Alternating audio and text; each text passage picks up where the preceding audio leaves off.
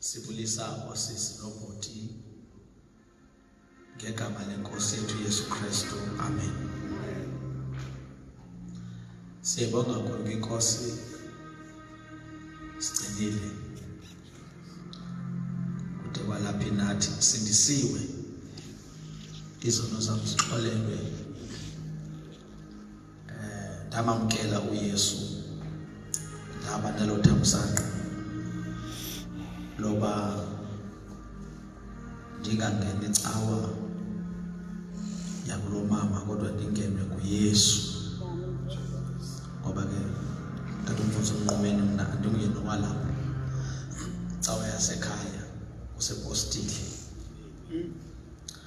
apho sazalelwa khona utata. Qha ke wathi ngoba uThixo necebo sakhawuleza sohlulakala, sabuya ke sazokukhangela leya kulo mama uba yona umcimbi wayo umenjani. Sasuka safika ke ngoku apha umuntu engenwa nguYesu, wasinceda uThixo.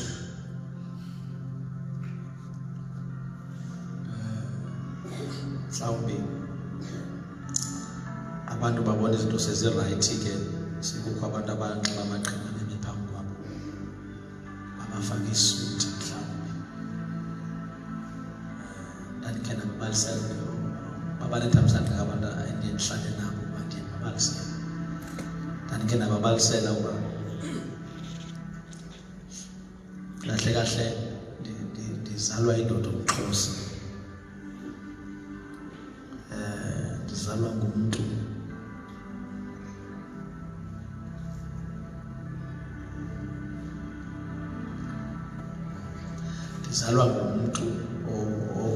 owayengayazi kwaloo vangeli.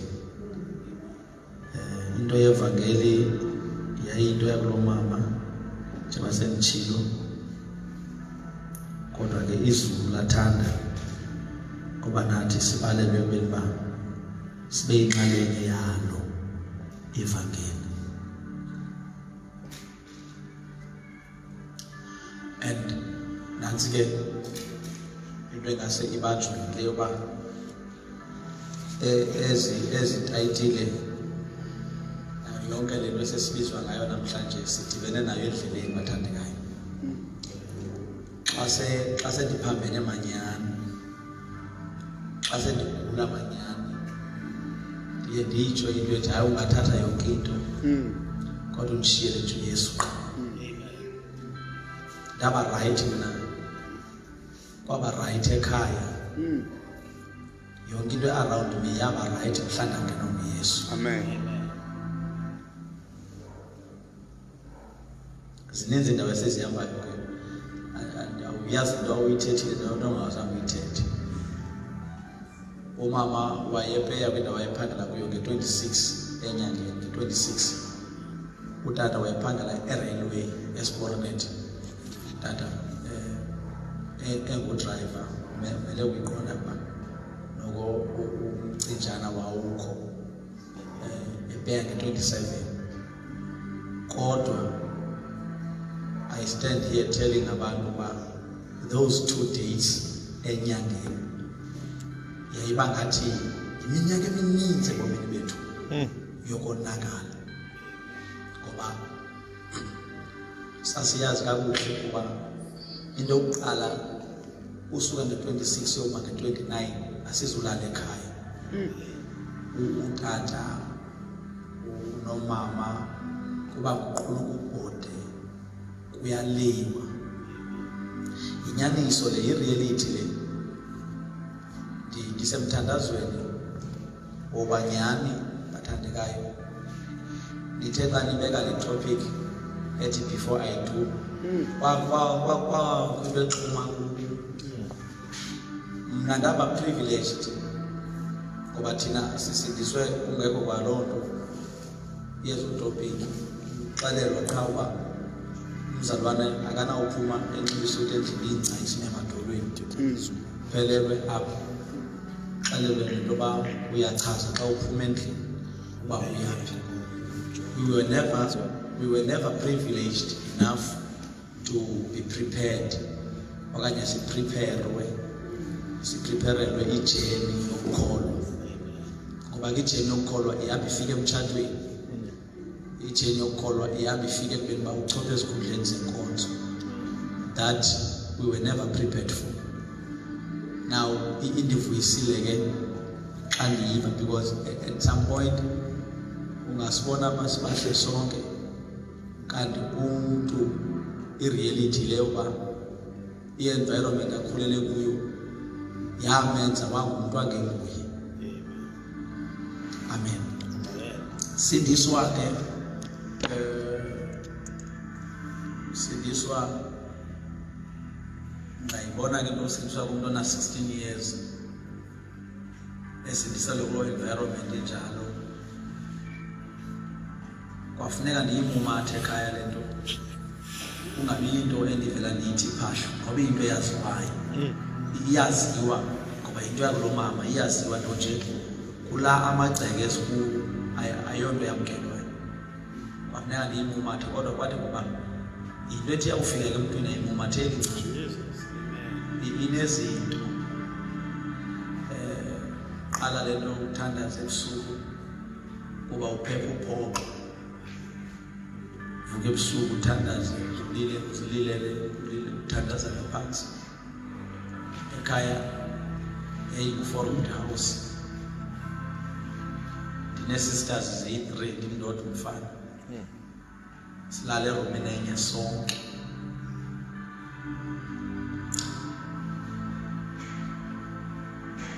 Kodwa uThixo ke wathi kuba nguThixo otshokozayo, wandichokozela, wachokoza ke uThixo sizofunda izwi. Ndiyazi ukuthi mama ndiqhubeleke nale nto. Wachokoza uThixo, wandibambela inhliziyo katata, wayibamba. Akasindiswa, ningathi ndithi wasindiswa, qha wandibambela inhliziyo katata, wandi-understand uba hey, hayi inyaniso lo mfo akayiyo le nto bendicinga uyiyo. Yawubanjwa ke ayanda bafika bakhulu bakatata bathi ayikho le nto, ngoba mna ndathi ungena kwevangeli ndashumayela ezitratweni, simpendizane ndingene evangeli ndikhonze normal. Ningathi ndiyabasola abantu abakhonza normal, sibizwe ngobizwe. Mna ndasindiswa andakwazi ukukhonza normal, shumayela ezitratweni. Wathi hayi lo ubaleka intsimbi, kodwa kutata ayizunceda uba lo mntana ufanelwe yintsimbi emhlophe, inkeqela nayo.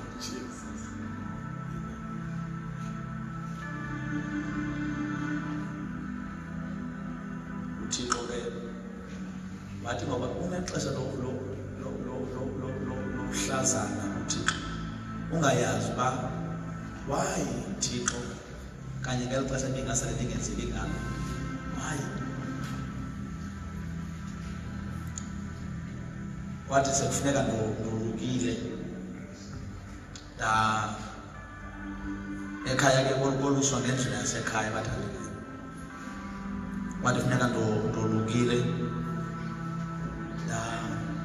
yowucela, qha uThixo wenza nje indlela especial yoba ndibaleke ndiyocela kumama Mthembu kwaluka. Nanza ngicela umntana, ndaya kumama ngoba ndandimazi umama uyayazi le nto. Ndaya kumama, ndafika umama evalile, wathi iya kutatakho. Andikwazi uthetha loo nto mna, iya kutatakho. Sabe sithwe nkqi kuLwesithathu, beka uyihlo nonyoko. Le nto ndiyayiva iyanditshisa, le nto ndiyayazi uba bendingadlokova ibinobuyisa ba kangoku ndibanjwe yile nto ba. Amen. Ndaya kutata wabiza abakhulu bakhe watsho bacela abakhulu bakhe beze bahlala ke. Ngikhumbula kakuhle iphazone Saturday befikile bepha ekhaya kwacelwa uba ndingahambi ndingayindawo axoxe intwende phaa kwale ethubeni kwathunyelwa le ntombazana izemva kwam yafika yandibiza ngegama eli ndalithile ekhaya yathi Mvakalisi uyabizwa ngodata ndathi kulungile ndiyeza ndathatha umzuzu hleli phansi mambubo ndathi xa ndiphakama ndathi Thixo uyabizwa eDenikho ndaphakama ndaya xa ndifika andanikwa nethuba loba ndihlale phansi kodwa makuloo ndawo bathiwa apha kusemanjikileni ukobhanqa indlela yethu yokwenza indoda ihamba kule ndawo njengoba ucele ukuba wenziwe indoda indlela yethu ihamba kule ndawo kodwa ke ngoku siye saqaphela batsho kwabo uba unendlela ohamba ngayo esingayaziyo ukuthi sithi ke masibuyele kuwe sibuze uba yeyiphi indlela onga ingenziwa. Amen. I was never excited. Qha yabona ithuba ndathi kubo xa ndithetha abathandekayo ukuba ootata bangandivumela ndiyacela ukuba balinge le ndlela bangayaziyo ngam ze kuthi ezi zinto kunezinto ke abazibalayo ezingenzeka ndathi ke kubo ngoku ze kuthi ezi zinto nizibalileyo ezingenzeka uba zenzekile nitsho ebantwini abashumayelayo uba akukho Thixo ningabi nantloni zobaxelela ngoba nina nizawube niyazi into yoba kukho umntu ebethe kukho Thixo waze uThixo wakhe akemanayo nithi akukho Thixo.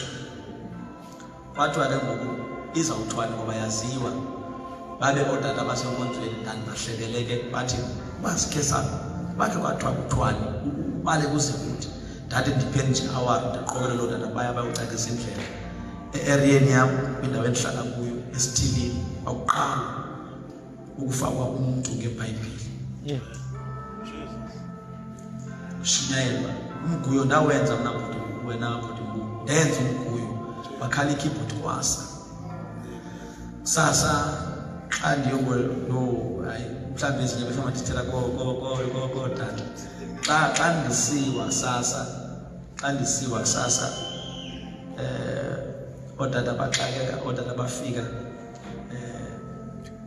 sendicetyiwe kusinqayi kwathiwa kwekwe ndathandazela into yokuqala eyothusa utata yinto yoba ngoku kusasa abantwana baphinde babuye abantwana bebelapho usuku wonke baphinde babuye eseni abantwana bandifaka phakathi bandithandazela utata ngokubhizi ukhangela ingubo le yabakhwele kodwa hayi yena uzayiphatha ngokwakhe.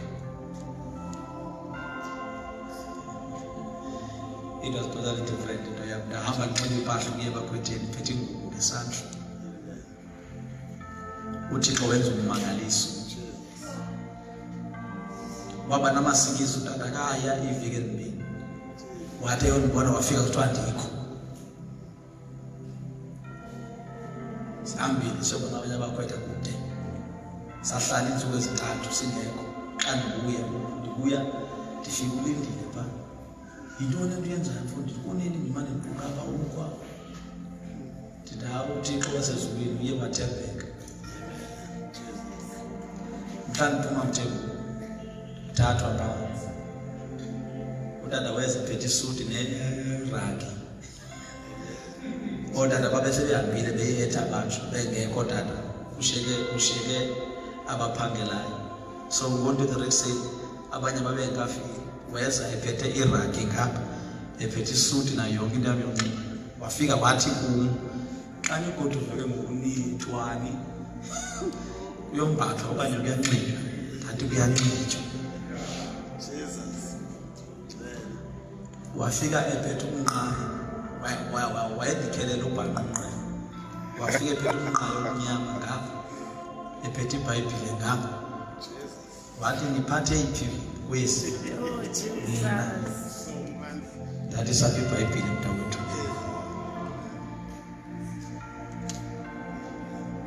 wathi kanti uThixo unecebo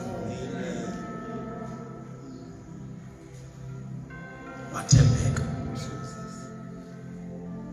njengoba ndishumayela njengoba ndiphila nje impilo yokukholwa ndathembisa uThixo into yoba soze ndiyiphile i-double standard life ngoba ndambona uThixo endihambela phambili.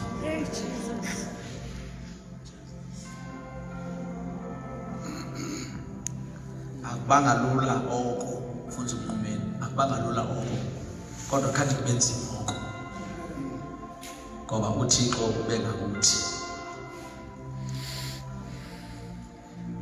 Sesihamba ngoku sihamba indawo ezi zonke sizihambayo reflecting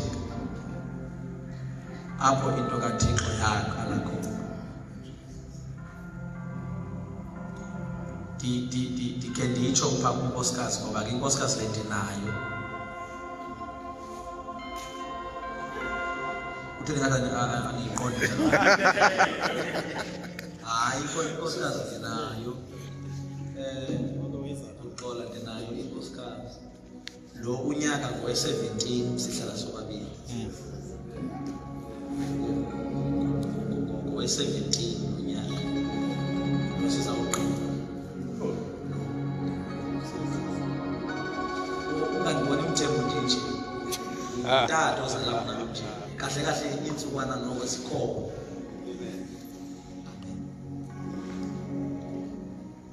oko ke ndahlala nale nkosikazi sangekho kuthiwa andihambanga amatyela amaninzi ndihamba ndodwa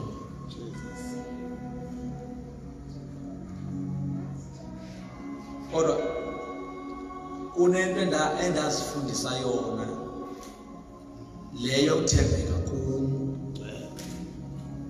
because awuzulenza ixesha xa ungathembekanga kuwe. Ndazifundisa le nto uthembeka kum ndawugqiba ndithembeke kuThixo emva koko ke ndithembeke apha ebantwini. Awuzulenza ixesha uba uthembekanga kuwe.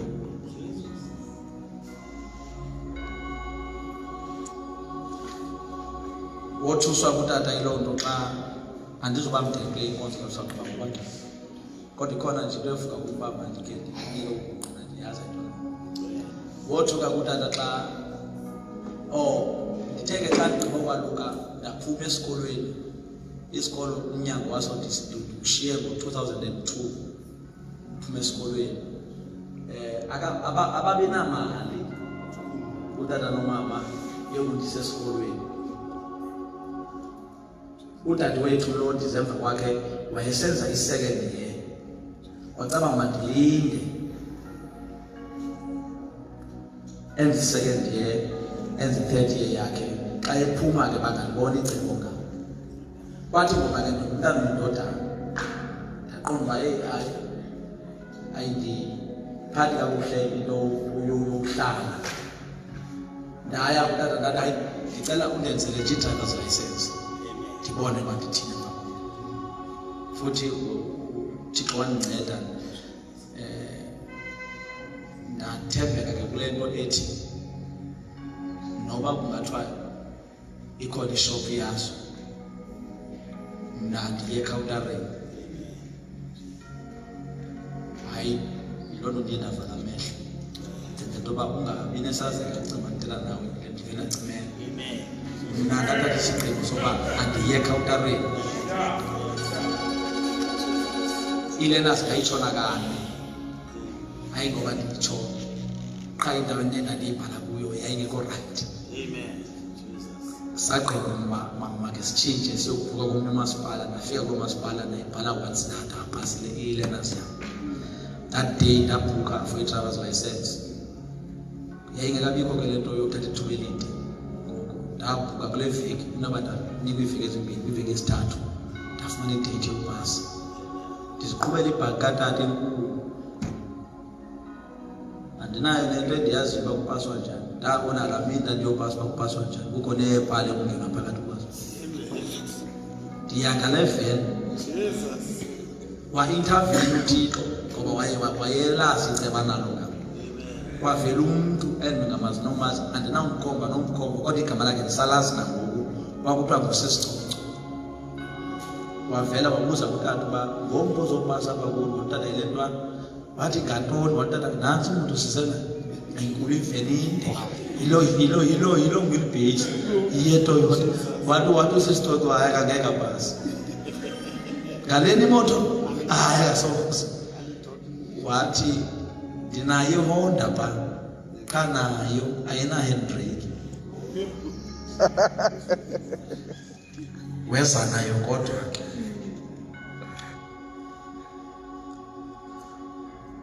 ushushu ngaloo mini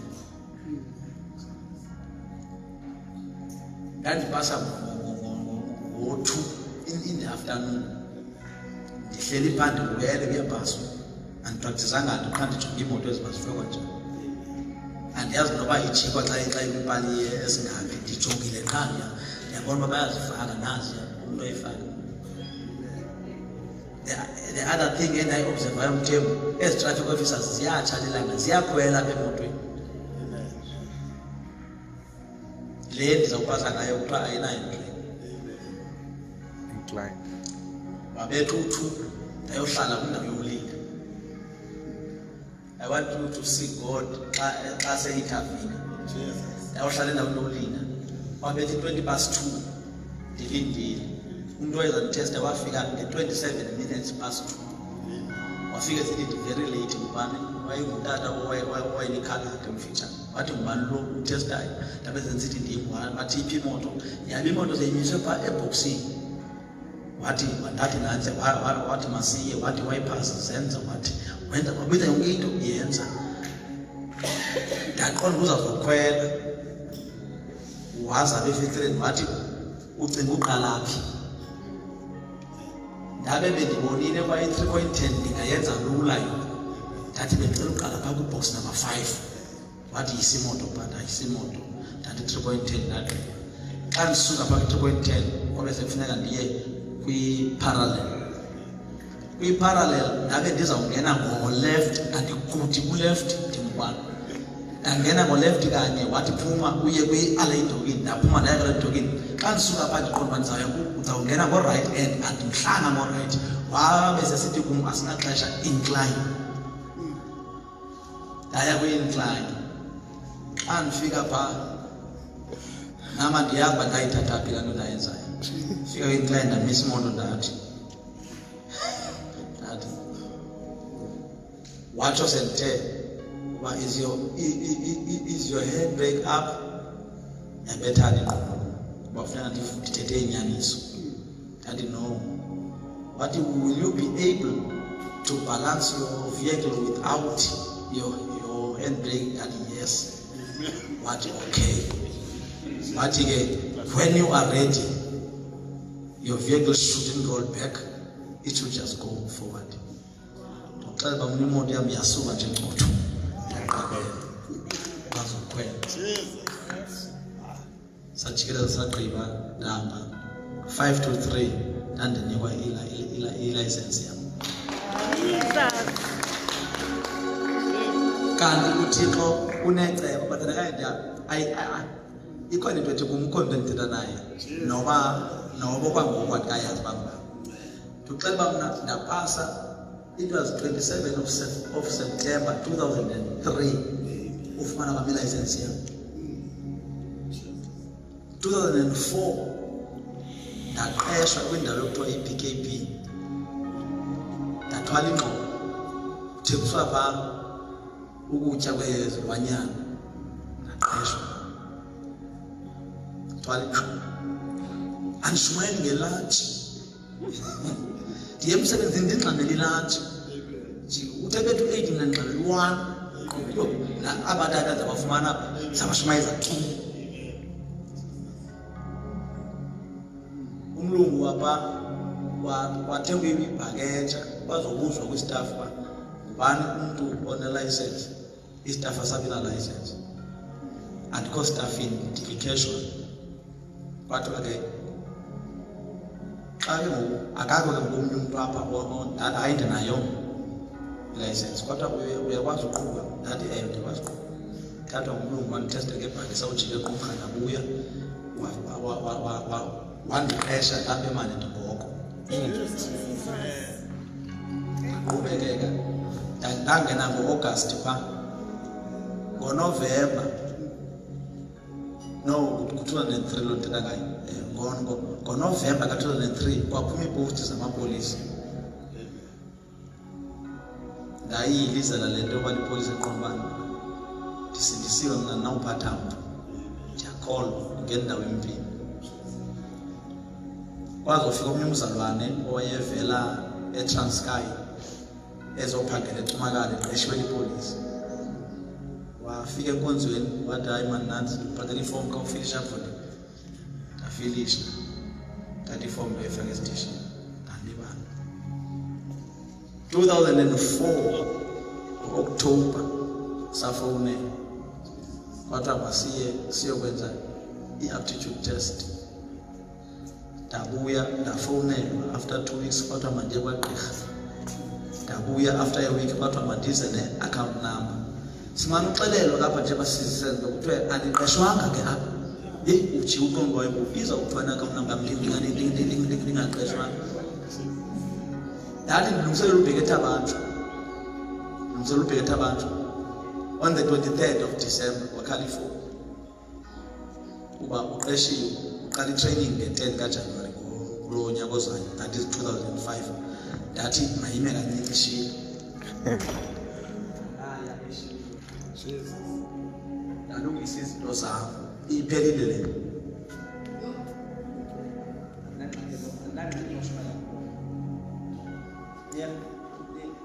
Ningahlupheki ngithathele le izayise. Ndabe ke ndiyaqeshwa bathandekayo. UThixo ke ngoku nale ndabe ndikufika kuyo. Ndathi xa sendinomsebenzi ostable wabe selichaza icebo lakhe ebomini bam.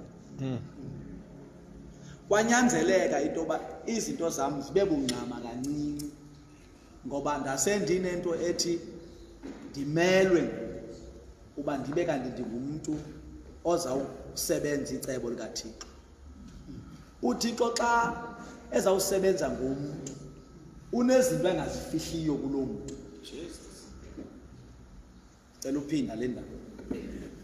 Yabona nje basihlela apha nje abantu uThixo azawusebenza ngabo umsebenzi ospecial. Abo bantu banezinto abaziqapheleyo ebomini babo ngoba uThixo akayifihli loo nto emntwini. Khonza uThixo ke butsheni ndisemtshana ngoku kodwa ndimkhonzile uThixo ndindodwa. Andalinda uba ndiqale ndibe nomuntu phambi kokuba ndikhonze uThixo. Mhlambi singavala ngaloo ndawo kokungqina bamtata uZilo into ethi uba ukhe wangamkhonza uThixo okanye waxakwa kukhonza uThixo wedwa soze umkhonza uThixo xa senibabini. Yibone lento kulento yoba sinabantu ebesithi ba powerful, sicinga ba powerful. Abantu esibarigada njengembangambanga ninixolele ndiyathetha nje but uqaphele into yoba once umuntu afike kweli nqanaba lokuba babe babini nixawe uba laa mlilo wayaphi.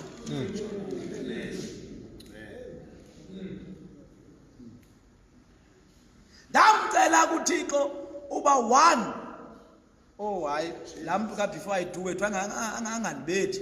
Ndamcela uThixo uba one xa ndisiya ngoku ndisiya kule nto uba sibe babini ma kube ngumntu ozawuunderstanda my ministry. Yes, Jesus. Umntu ozawuzazi noba yena uzolile noba yena undlongondlongo kodwa azazi uba utshatele egezeni apha.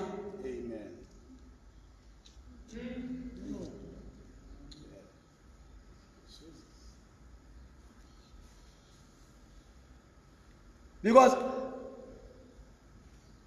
abantu abatsha siba nayo i-cream manyaya loo nto le sike sibe ne-cream uqonda uba yeyi ziyashumayela ezi zistrongo ezi ungazazi xa zingena emtshatweni 1 by 1 uba ziphelela phi.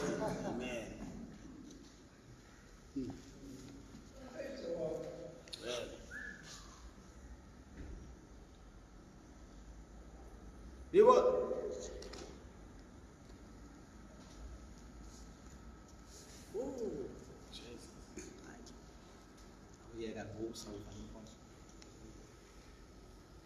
Unkosikazi inokubukele andimazi thetha ngayo unexesha loba athi yo myeni wam hayi wena uyahamba wena nangoku ndibe ndisithi ndiye emngcwabeni nditsho ndithi hayi ndihamba ndiye emngcwabeni lo mngcwabo ndithi ndiye emngcwabeni ndim ke ubhabhayisa umncane mvumeni hayi ke ndimkile bathandekayo kuthiwe cwala ibe ndiqomba kanti ijiki bisiko semasota besandla ndiyahamba bangcwele cwaka fana uzixolise ngabantwana bye boys bye tata ndixelela umama ndimkile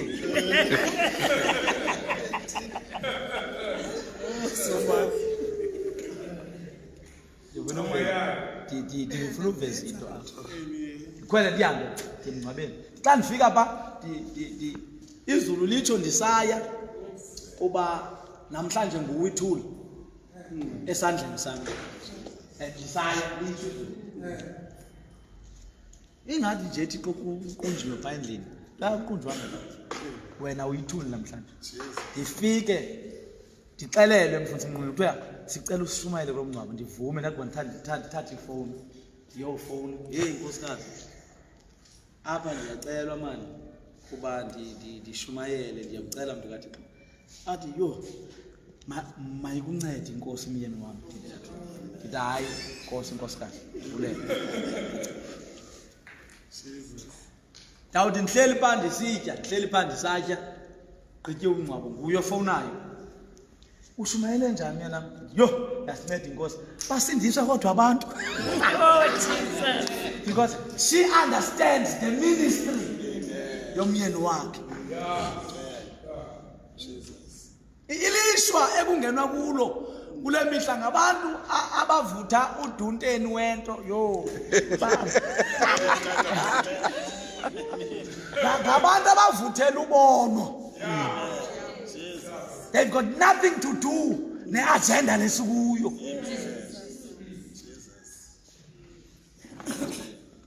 Amen. So enye into that is going to kill you, I must find the Bible. What?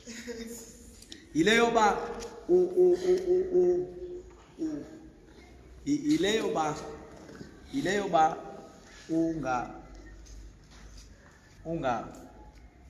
unga consult uThixo. Ukhona omnye umzalwane owayengunobhala wam. Hey, Themba. Semazulu. Wayengunobhala wam wanhlonto. Ngoba nenhlonti le sinayo.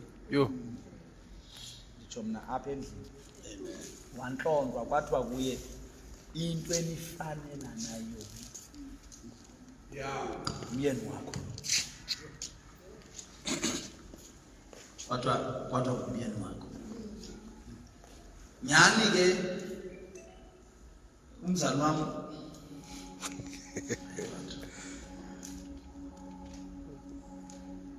uyahlabelela ndiyashumayela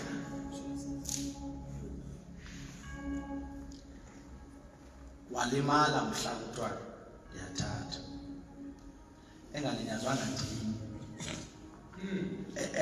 enye into efuna ukugadwa bathandekayo mhlawumbi ndingayicela ebazalini masiyigade into esiyityalayo kubantu abatsha ayigadi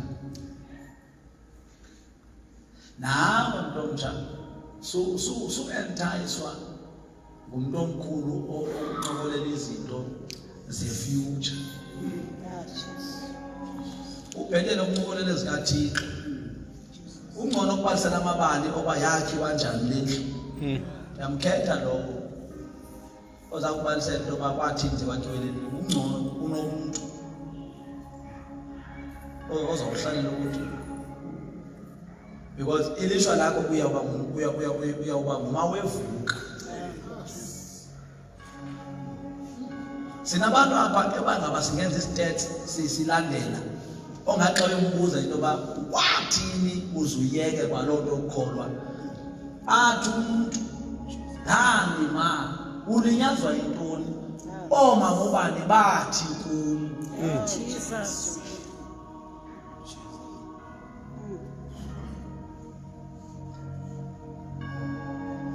uke bebele xhala tsunami bethi uzawusithini ngokumntwana kuyabaleka andizubaleka tu phelela uthetha apha because we need uba uthixo asincede ngabantu abatsha abavuthayo kodwa abavuthiweyo.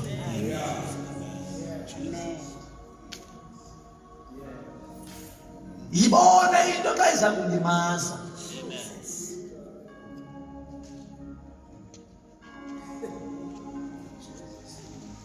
Incwadi yezenzo sizokuthandaza. Amen. Namo Yesu. Kristu waseNazarethe. Thixo wethu ophilileyo. Thixo wethu onawo onke amandla. Nasemini nje Thixo wethu. Umphefumulo wethu uyalibonga uyalidumisa igama lakho. Enkosi bawo ngale mfundiso ingaka osinika yona free of charge. Siyayibulela Thixo wethu ixhobisa abantu bethu abatsha.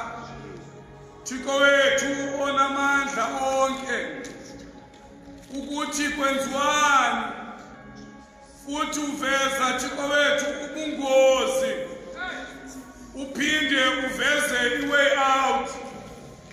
Inkosi bawo siyabulela Thixo wethu ophilileyo mnqweno wenhliziyo isoloko qhoqa uthetha ibe ngathi kungake kubizwa abantu ugwale ngoba ebunyanisweni Thixo sibaluzile abantu akwethu inyaniso emsulwa leyo.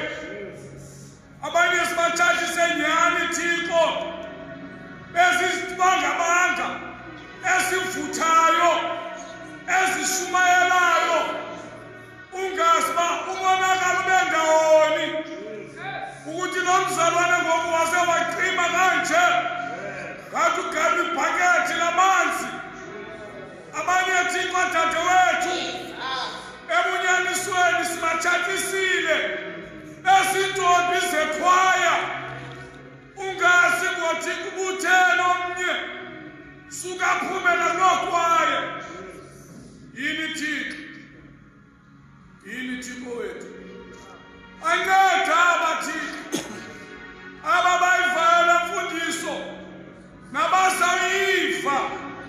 Anceda Thixo wethu akumnandanga nceda abazali bethu Thixo kuba buhlungu bona uba nabo babayiphathe yokwenza i-matchmaking. Sizibonile zonto kuthiwe ubani nabani abanye bacula kunye kuthiwe bayafanelana. Omnye njengoba bekubhanqo omnye athecula omnye beshumayela kuthiwe into eningayenza i-combination yenu ingaba ngumangaliso.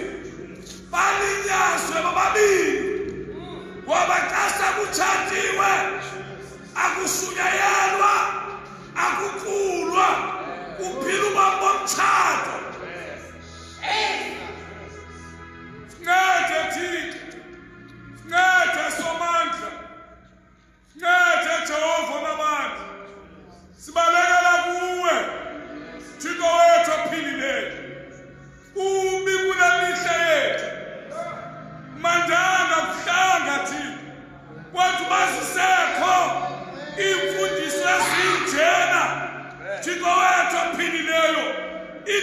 likhona. Enkosi mawusukiseka egameni lenkosi uYesu. Amen. Siyabonga bathandekayo sisiza ukuba very brief. Ngegama lenkosi uYesu. Uliqalabe libanzi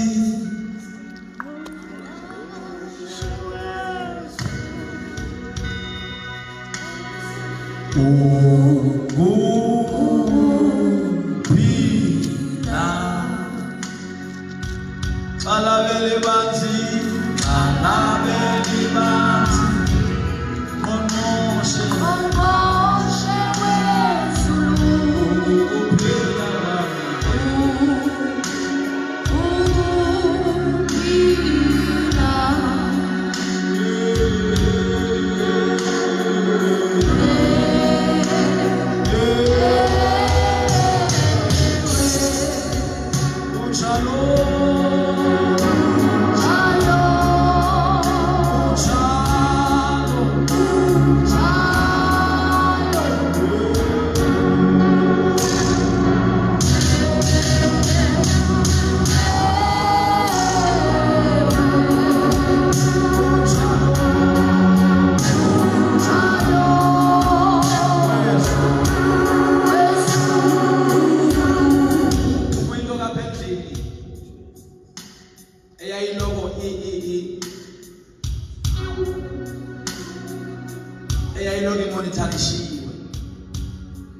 There were specialists.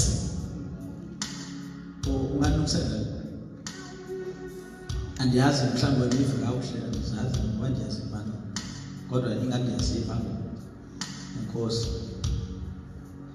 There were specialists. Kwakunabantu who were specializing in monitoring. Into yokuba umuntu okhe wangena ngomnyango wangenwa nguYesu. Kwakho abantu ababehlalela uqiniseka into yoba bayaqiniseka uba ude wafika ekufikeni kwamandla. Anyala nokukhuluma mamelana ngcwele. Thina mandiniyeke. Mna I never went to a conference ka Holy Spirit. Kodwa kwaba khulu oyendilandelela ekhangela into yoba ade afikana. I call that person my specialist. Ukugile mntana. But whenever I see him, I call him my specialist. Because when I saw him, I ngena nguYesu uyayimonitorisha impilo yami yokukholwa uba iyafika nemandleni.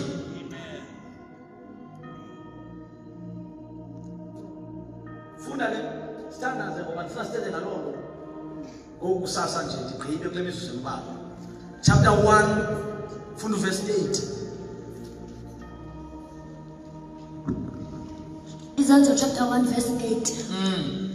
Yakwamkela ke amandla akubona ukuba umoya ongcwele uhlile phezulu kwenu nibe ngamangqina am eYerusalem kwanakulo lonke elakwayuda elaseSamaria kude kuse nasekupheleni komhlaba. Lilo eli izwi lakho liphilile linamandla thina nathi ngalo. Hluthisa umphefumulo wethu yakhele igama lakho udumo ngoKristu Jesu. Abantu bathi amen. Ndithe xa ndifumana le invite mfundisi uNqumeni abantu abatsha ndaqonda uba mandi-reflect back okanye masi-reflect back to the early church. It is always my cry bazalwane. Xa ndithi bazalwane ke tata uMnansika nansi ifanele ndibale.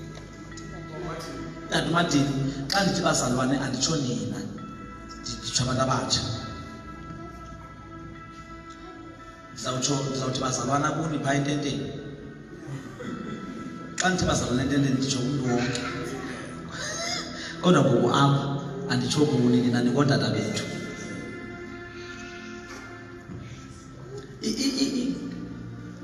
Ena nindikhalisayo kwezi ntsuku Ilento yokuba sizawuvala. Le ndoda umoya oyingcwele iyafuna uphinda ilihambele ibandla. Andiphazamanga. Ndithi iyafuna uphinda ibe phakathi kwebandla. Qha kunqaba ii-vessels zokuhlala kwayo.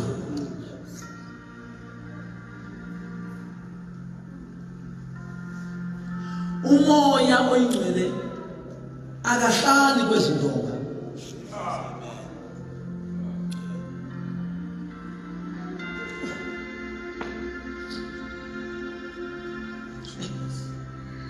Yasenza into yabalayo. Akayi. Ngoba uya. Umoya oyingcwele futhi uqhubeka. Akahlali kwezi ndonga. Uba ezindonga singabolekwa sesisikolo nivume bazokwenza onobuhle apha. Yonke into eyenziwa konobuhle ingenzeka apha. Kungakho abantu ababambene ezingqini ezikoneni apha. Ngoba umoya oyingcwele akayenzi lento yoba akahlala apha. Xa singekho apha yindlu le. Kodwa umoya oyingcwele uhlala emntwini.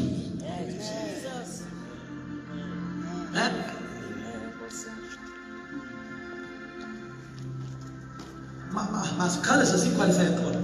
Chapter 2 usi. Ngoba andifuni uthetha into engathi abantu abayazi apha. Chapter 2 verse 2. Kwaza ngequbuliso kwaphumela uYesu uthi wabazalwana uyenyuka namhlanje uthi amalonda leJerusalem naseJerusalem engahlali noba kuphi lihlale egumbini eliphezulu.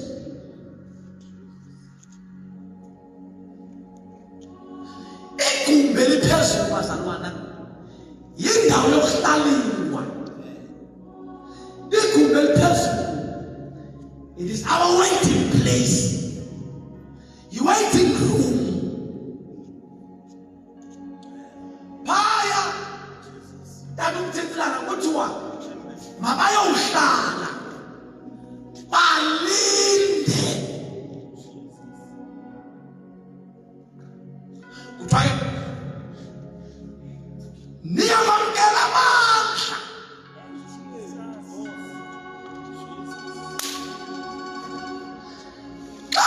Umoya oyingcwele efikile, you shall receive power.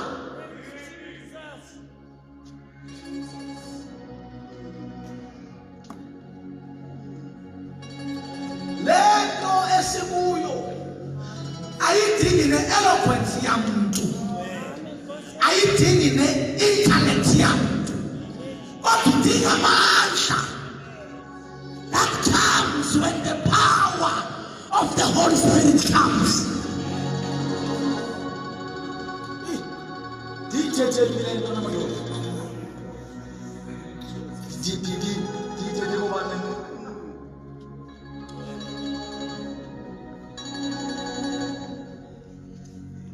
Okay, masiqale ngale ndawo ngoba ndifuna uyithetha ndiqale.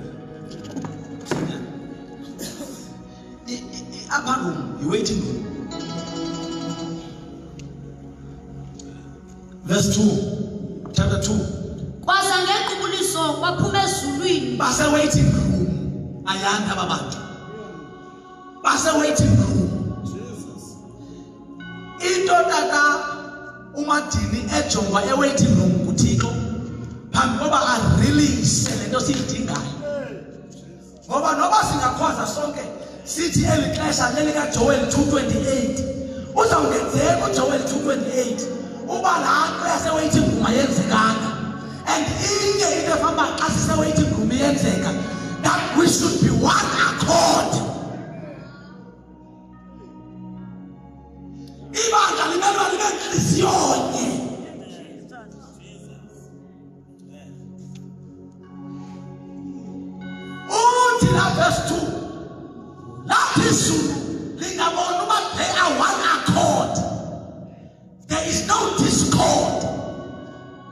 ubheka ngapha nobheka ngapha bonke bayaqalana nabhaka izulu uba umhlaba lo ngoku kuyaphambili ulungele uma kutyalwe.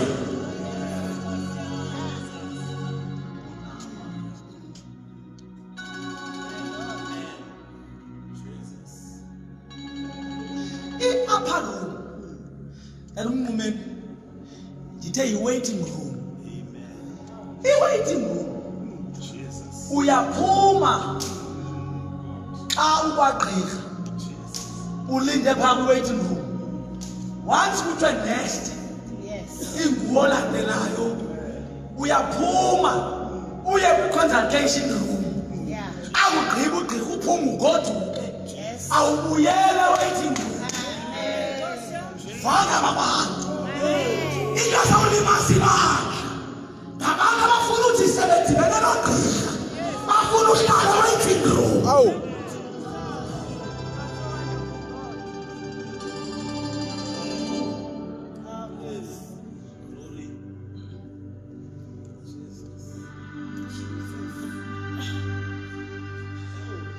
I-waiting room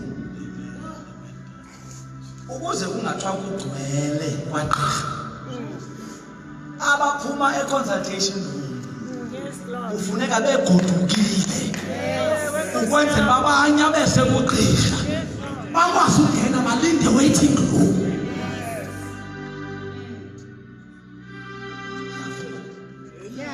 Into ezawubulala le movement ukuba sonke sibe se-waiting room, kube se-waiting room nabantu abasesikhundleni.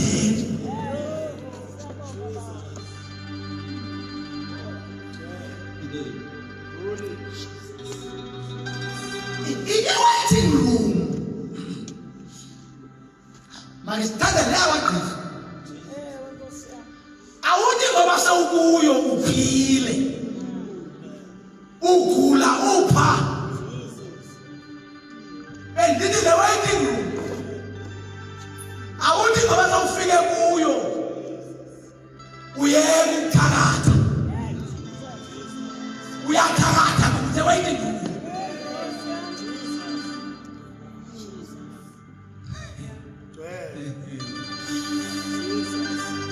Awuthi ngoba use-waiting room ucinge fanuba izinto automatically ziyeka inhlungu ziphela wawudibana nomjovo kagqirha.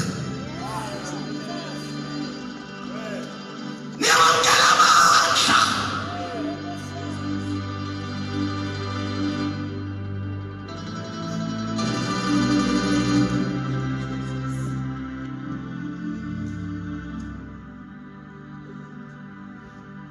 Phaa verse 2 chapter 2 kuthiwa ngequbuliso athe elindile sendiyagqibela ke ngomfuthi omnye uzavothaza kuthiwa wavakala isandla siphume ezulwini isandi siphume ezulwini ingathi sesomoya omkhulu ovuthuzayo. Ababatsha masingathatheni risk yokuhlala apha singasivanga isandi.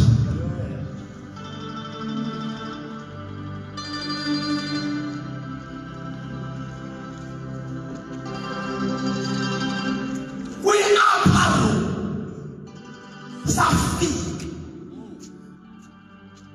sawufika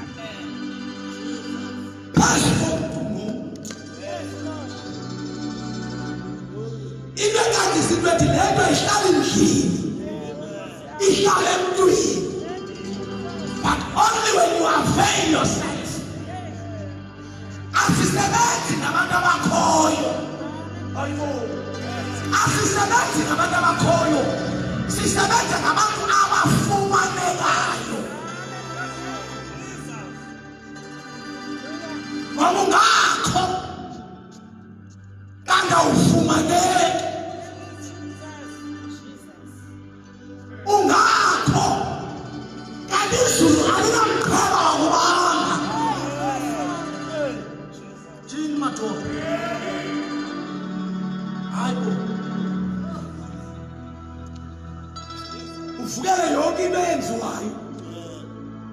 ube ngumuntu omtsha obhotshozayo kanti uphoswe emqheleni kakelakukho ozawufumanekanga.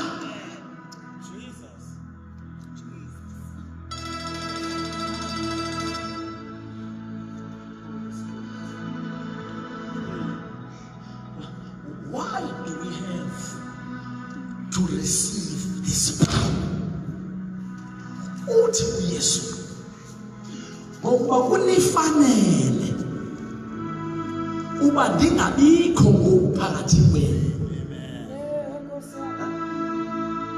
ukwenzela uba xa ndingekho ndizawuthi xa ndifika kubawo ndimcele.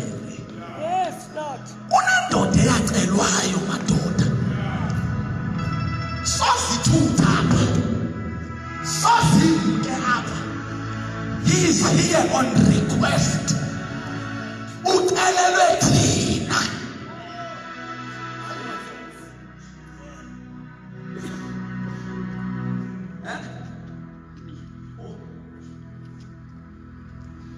Uthi andifika uba uzamcela andithumele nanto bangafuneka sifanele amandla omunye umthethelele. Hey, Jesus.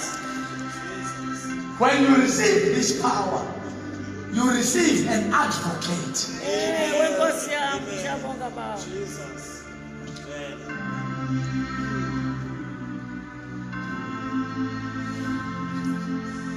Kena abantu bakandazi umthethelele abantu abangena bathethe. And bafaka abantu besisho umthethelele abantu abangena bathethe. Atsho yena kwalo mthethelele engazange amthukwe.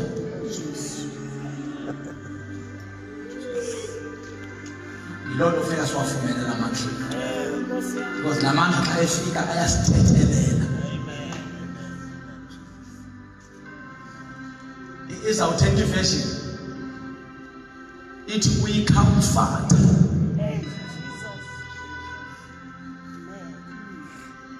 When the Holy Spirit comes, He completes the family structure.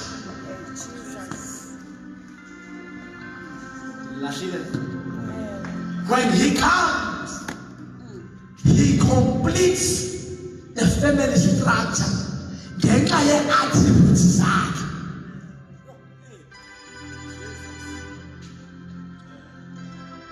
Umuntu ongutata ungena itshala kuthiwa nami umntana umoshile. Linye izwi lomuntu ongutata betha lento.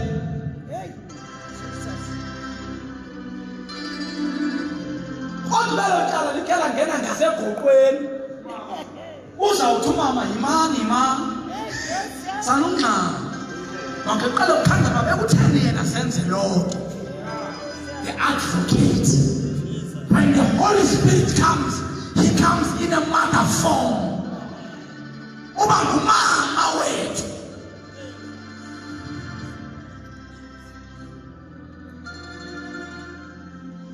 Afike izikazi zizitsha. Kasule ziyagqiza ziyopha. Umuntu ongutata uyawudilala ngalo ngokulo phaya. Jesus. Umuntu ongutata uyawuthi indoda ukuthi ngqini. Hey, Jesus. Kodwa xa uke wabhaqa leli cala lasegoqweni, into yokuqala eliyenzayo likhangela ubunzulu benxeba. Yes. How deep is this wound?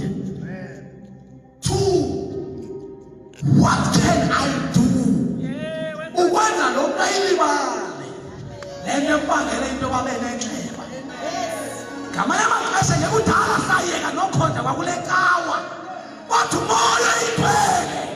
Asenze silibale. Isenza namanxeba. Umoya wamandla. Umoya wenkebo. Umoya wobulumko. Umoya wabayikwa kaYehova.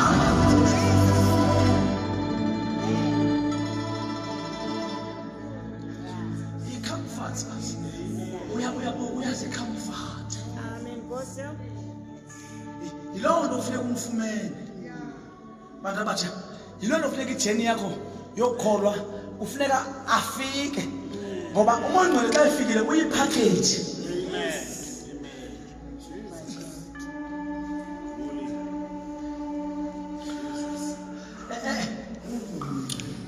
Ndiyathandaza ke uba phambi kokuba uYesu abuye ibuyelwe le khona yoba kuqinisekwe ngabantu uba abalili nje, ngoba nokulila akuyo certainty yokuba wehlelwe. Omnye uyalila kanti umfundisi uthethe ingxakanayo endlini.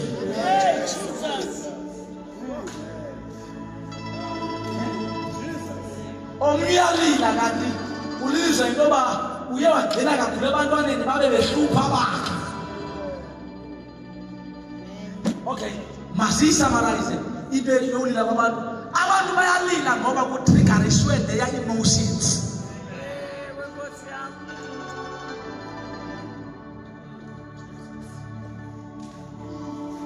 Olunye udidi olulapha lolu lulila ngoba kulilwa.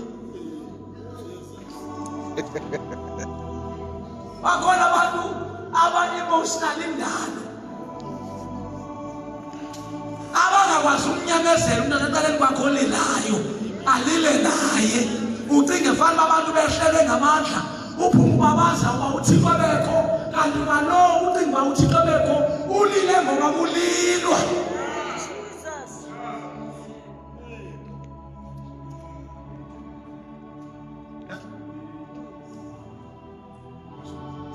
But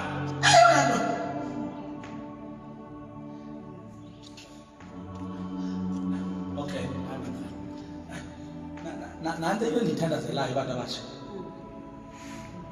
sithe siphume kule nto andiyala noba ndizawuthi ngumgqiba empuku, noba ndizawuthi yintoni, noba ndizawuthi bubu-stereotype andiyazi uba ndizayibiza njani, andiyazi le nto. Masiphume kule kona yokucinga uba umoya ongcwele ufika kuyalilwa qha.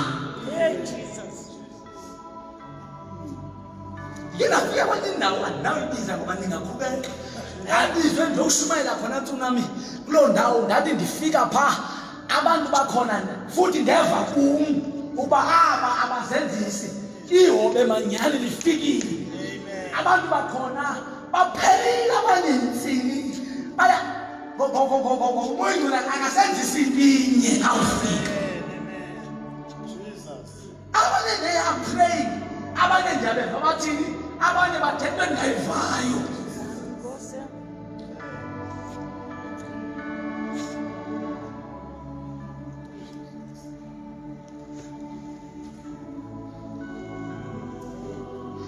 The effectiveness of our ministries azilelanga kwinto yoba sifunde kangakanani. The effectiveness, the impact eyawenziwa ziiministries zethu ayilelanga kwi-recognition yoba sazi obani, kodwa ilele kule ndawo yoba akhe afikana.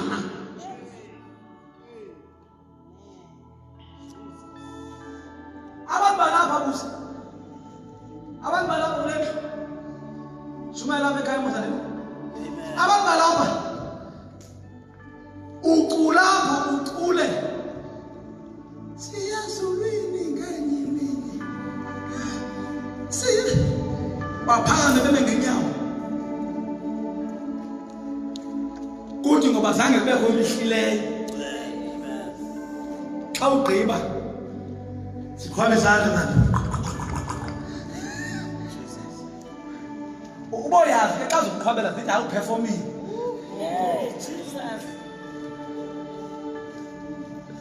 Abantu abaqhwabi xa kuministarishiweyo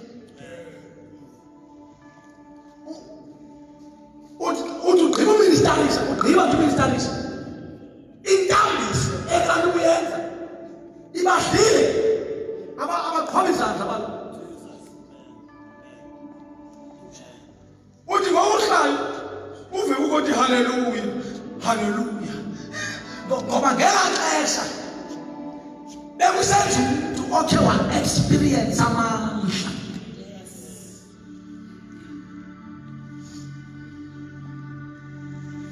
Let me bring hope sivala inkonzo. Ngoba ndiyayithemba le nto ndiyithethela ukuthi uzawuyenza le nto. I'm bringing hope sivala inkonzo. Ubani oyibonayo le nto? Isesebuqaqawuleni bam. Niyibona intoni ngoku? Utshovala. Uyabona? Angikhathali nobutshaba kuthiwa beseluhleke kangakanani. I can sense in the realm of the spirit. uThixo uneentonga zakhe ebezifihle emqubeni. Ziyavuswa kwezintsuku. Zizawuvuswa noma abantu bayafuna zivuke. Zizawuvuswa noma bafuni zivuke. Ngoba ilishwa nazo akuzubuzwa mntwini. Kuzawuvuswa umuntu evuselwa a-specific ministry ezawuhilisa ibandla. Ngoba abantwana silibele siyayidinga ibandla yaseGiliyadi. Amandla kamoya oyigcwele, the balm of Gilead.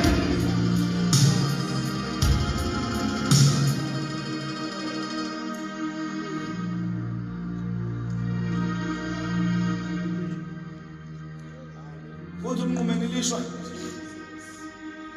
elingehleli ibandla lelo ba abo bantu ndela ngabo izulu lisuke liphume ecaleni tu lingayikwa kwaba bezicuma ndithetha nabo uyolanda abantu abangazange baziwe kanti lifuna ukuyisa ubuqaqawuli balendlu. Ubuqaqawuli balendlu bakamva uyakuba bukhulu madoda. Ubuqaqawuli balendlu bakamva uyakuba bukhulu. Endizokubenza sithandaza ithi that prophecy is no longer wandering, but that prophecy, the time is now. The set time for that prophecy has arrived. What do you feel ngayo? Ngabantu abahlele ngamandla kamoya oyigcwele.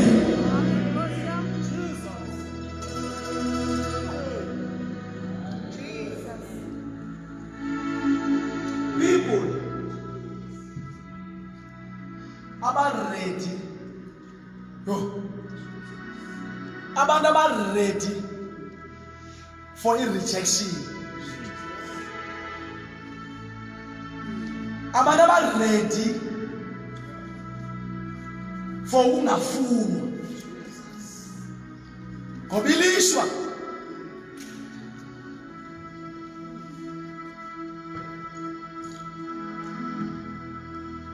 andwazi lo mkhosi ukuthi uyovusa nini. Wonke umuntu olapha uxulela ipulpiti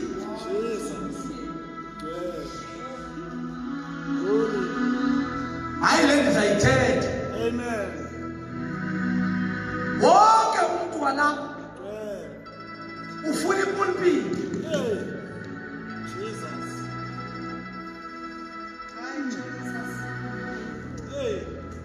Akumfana, akuntombazana, akumama, wonke umuntu ufuna uzovela.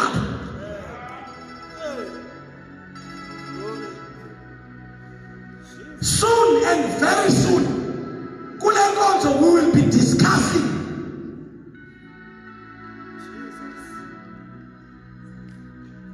indaba yabantu abafuna bangabefundisile ngomama. Siyayixoxa msinyane kule nkonzo ngoba abantu they have left their positions. Wonke umuntu ufuna ubheka epulpitini.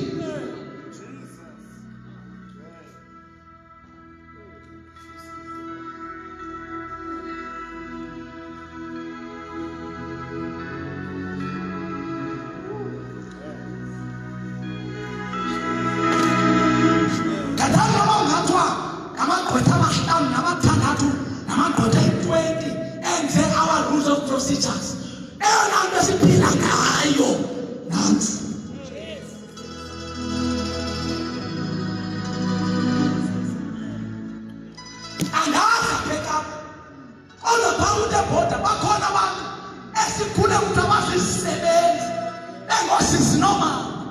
eswela ngamandla esitratweni kuze abantu zange balwisane nathi ngepulpit. Ilishwa esikulo ezinga loku-operator kukaMondwele lisemaqatheni madoda.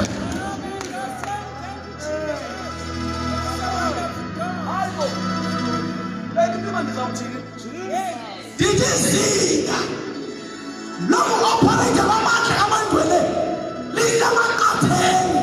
Lokho ibangela into yoba umuntu ongathi unengxolwanyana acinga ungcono kunomfundisi.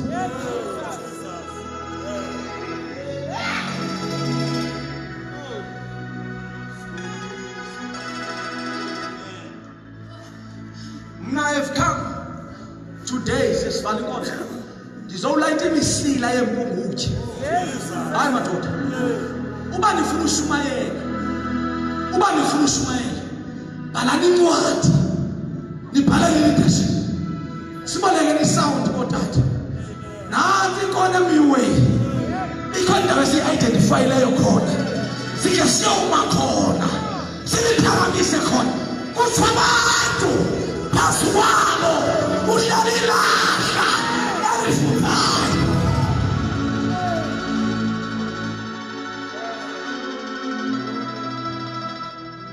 Hlala endlini ungumuntu omtsha ugunyazela into yoba uplana ngomvulo.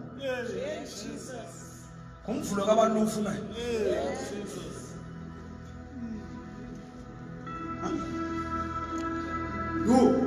Hayi inkulu ipulpit abekhalisha madoda.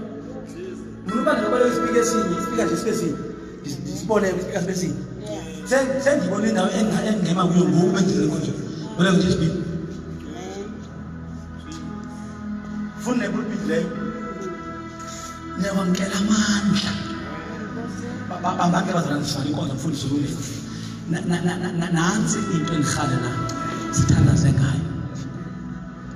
Mayibe ngulowo nalowo enhliziyweni yakhe to say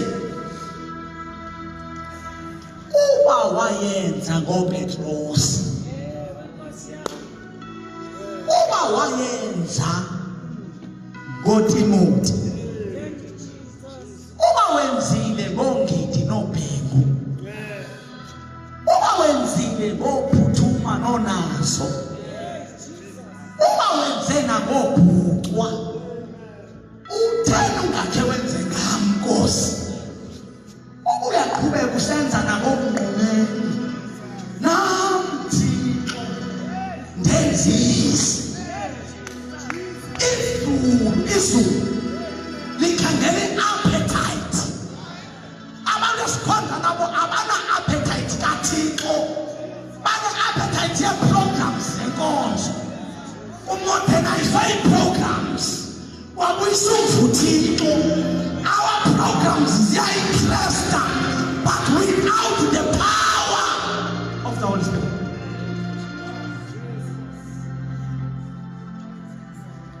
Disorder all. Stop modernizing the gospel. Bring back the power.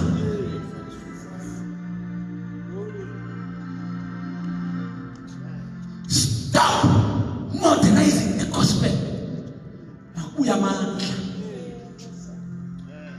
Into iyahlula abantu balomsi. Andalo bananivile nalonto ndiyayitsho nje ngoba nami ndandiyivile. Ngo-1950 uPetra kuyivangeli Dukula eMonti abantu bebuyisa izinto ngoba amandla xa efikile uzohlala nento yakwamlungu endlini. Into angasikwazi uhlala nento zobusela. Izinga likaMondwele othethayo lisemaqatheni madoda. Into abasizondane kangaka sikhonze sijongene ngezikhondo zamehlo. Izinga lamandla into ethethayo lapha endlini.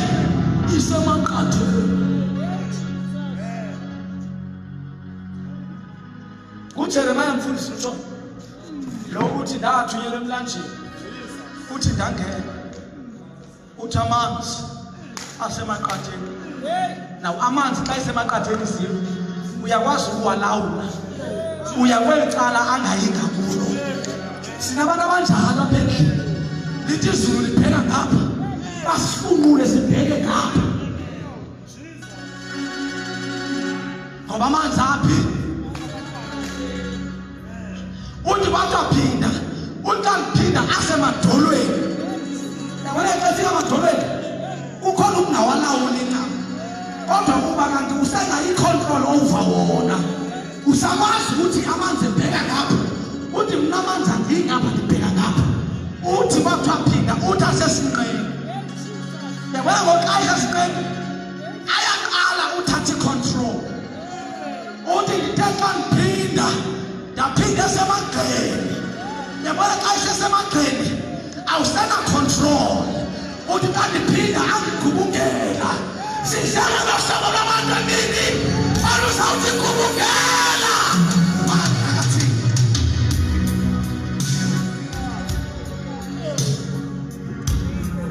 Hallelujah. Sithandaza sibimoya uthandaza. Honestly, abantu abazosurvive to this chain of salvation ngabantu ebunyanisweni abazozaliswa ngamandla kamoya oyingcwele. Without the power of the Holy Spirit, ubuqwathi nobubhanqa noburhadebe nobuzangwa nobudlamini buma ngenyawo.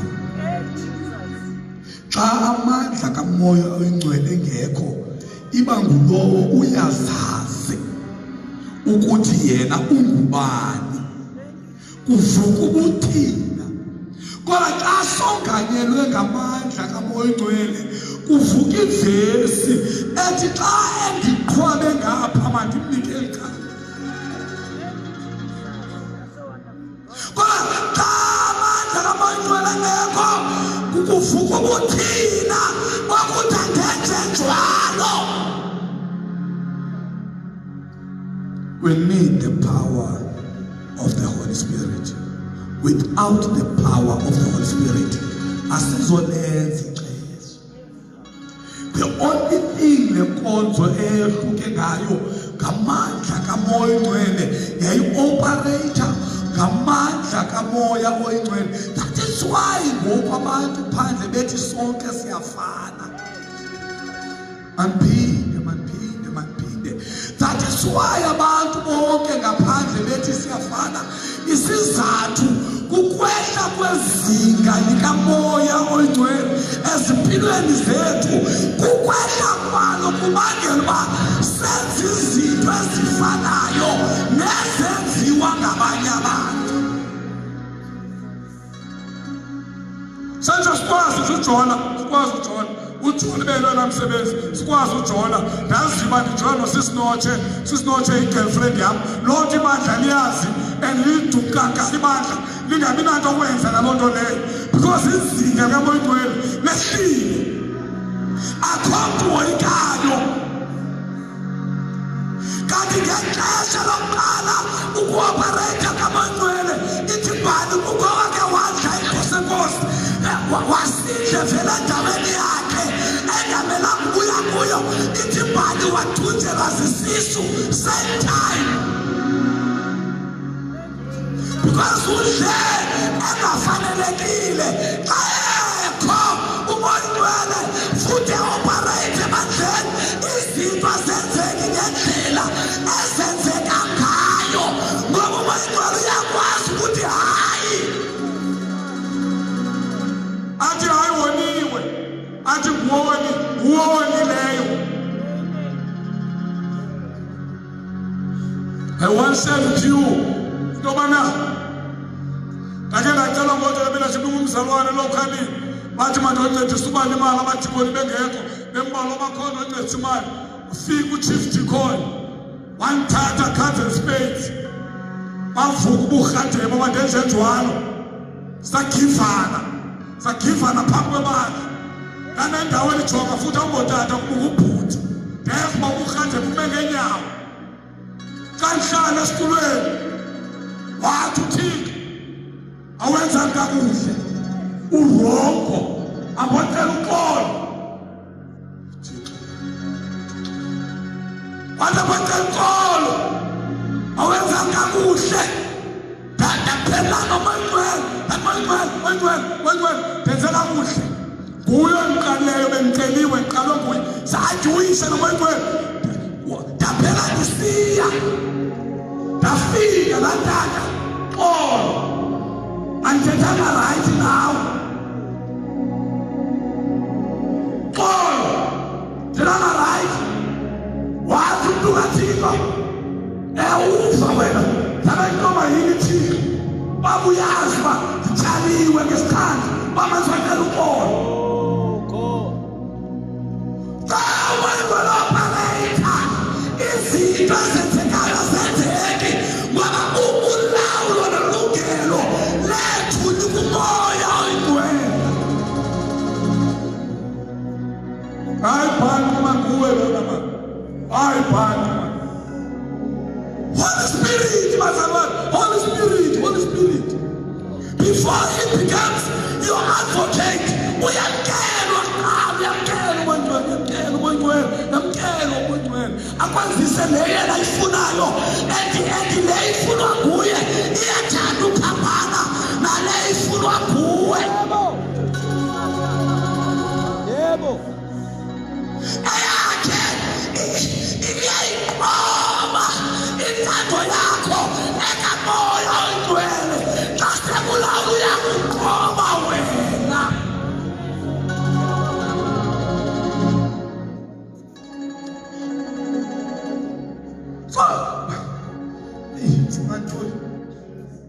kodwa ndiyahlupheka mandihlupheka umangcwele xa engaopharetha kulona oh Holy Spirit kungayenye into ungabona ibandla elingumzekelo abantu abangafuna uzakulo kubona ibandla elingumzekelo kubona abantu abaphilayo ingathi abaphilile eplanethi bephila nabo le planethi njengabanye kodwa bengathi baphile apha haleluya umoya nathi siyafuna ukwenza izinto njengabanye siyafuna bazalwane nalina layo phanga iluwayangatshani ithethi wabuyayazi namthi mkapha endlini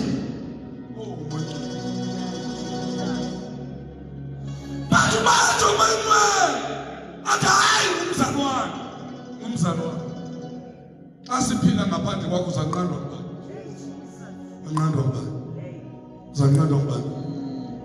ngubani mahathe uzanqandwa ngubani emsebenzini intombazane seswedle noJesu bona ngabafana kana sanqandwa ngubani basumvuma ngoba uthi angibona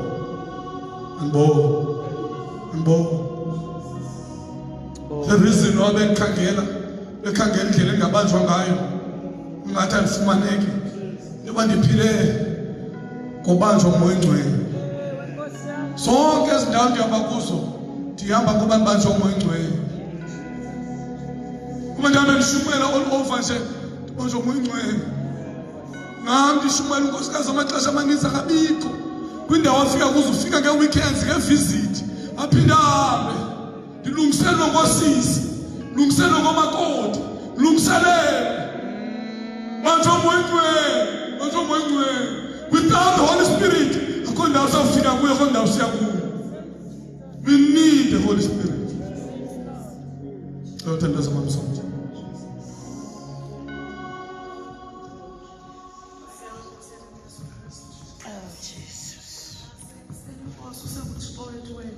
singabantu bakwizindlu Nkosi ezandoswa nguwe moya wamandla moya Thixo wethu omhle eneneni Nkosi ngaphandle kwakho moya oyingcwele thina siyonto thina siyaphupha endleleni moya wamandla moya kaThixo siyeva Nkosi izwi lakho lichoko selithi izazela zingafa xa singenayo umoya oyingcwele senza intando yethu moya wamandla siyazenzisa Thixo wethu omhle siyathandaza Nkosi nasemini nje silincede mawusiqoba malungu omzimba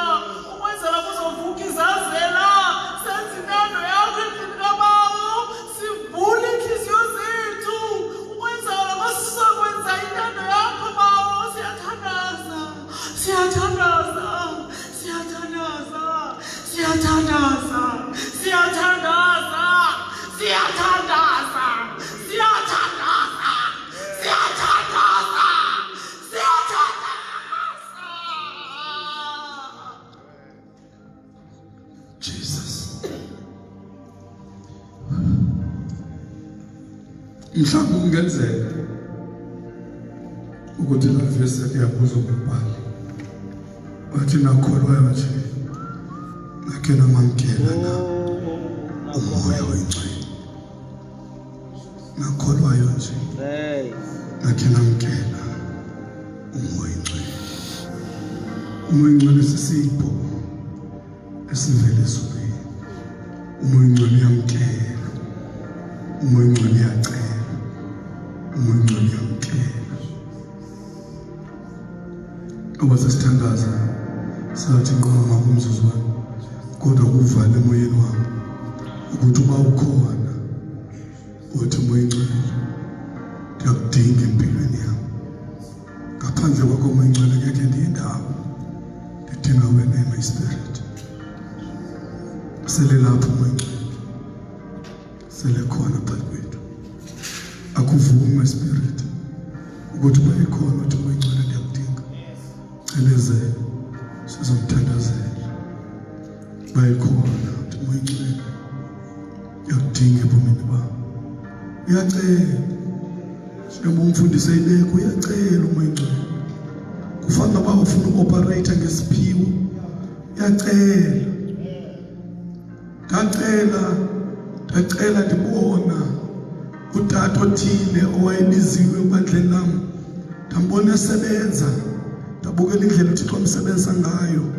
Ndathi Thixo uba le ndoda ayithwelanga, nam Thixo ndiyasidinga esi sipho. Ndabe ndisitsho ndiyintandane, ndithandwa elokalini yam, ndithandwa. Ayikho ikomiti eyomama neyosisi ndingazange ndiseve kuyo elokalini yam. Ndithandwa iregion yam, ndithandwa. Kodwa ndathi mhla uThixo ebeka indlela yokusebenza, ndaqala ndafuna. Wandinceda umoya oyingcwele. Wandinceda umoya oyingcwele. Zathi zifika izinto, zathi ezinye zithetho zangena ngapha zaphuma ngapha. I remember omnye utata owathi ku-general ku-RCG wathi umnqumela indlela yakho thandazelo yalapha, ileta yakhe uphumela inkosi mayithathwe yolahlwa kude. Wagula umntu kaThixo, wagula umntu kaThixo. Ndathi lele ekuseni wathi uThixo yathi azaphile yombeka isandla wena. Ndithethe inyani kuKristu wandixoki. Wathi athi azaphile wena yombeka isandla. Yavuka inyama yathi uPhithixo lo ebethe ngam. Wathi umoya oyingcwele ewe kodwa athi azaphile yombeka isandla. Ndaduda ndoyika uyotsho kuye uba uyawuthi uzuphile nokubeka isandla. Ndafowuna inkosikazi yakhe, yamnika ifowuni, kanti umoya oyingcwele esethethe naye ukuthi makandibize ndiyomthandazela. Naye woyika undibiza, nam ndoyika uya kuye. uThixo wamphilisa. Xa ekho umoya oyingcwele in your life, xa ekho ukwenzise yakhe intando ikho eyakho. Babona Nkosi Yesu Kristu, thana kubudla wenqohle benaphakathi. Amen. Thank you and God bless you.